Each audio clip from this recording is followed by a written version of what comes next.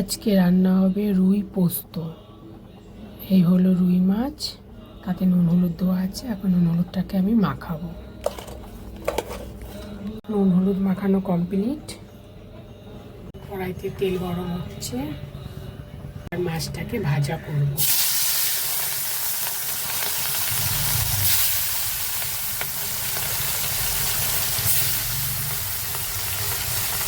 এই হলো পোস্ত, মিক্সিতে করব বলে পোস্তটা মিক্সিতে ঢেলেছি।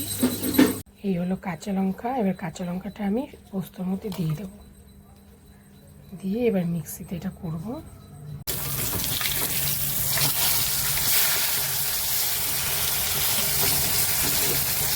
এদিকে মাছ ভাজা রেডি, এই মিক্সিতে বসিয়ে দিলাম। এই পোস্ত হয়ে গেল বাটা।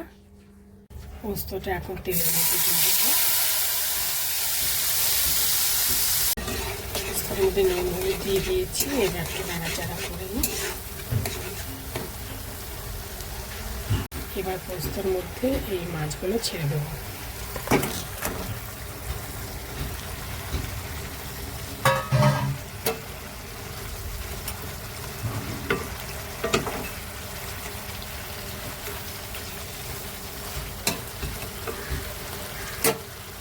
আমি একটু জল দিয়ে দেবো পোস্ত।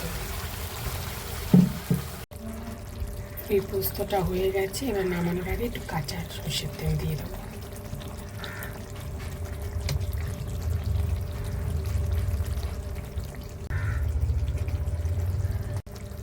এই হলো আমার রুই পোস্ত রান্না কমপ্লিট।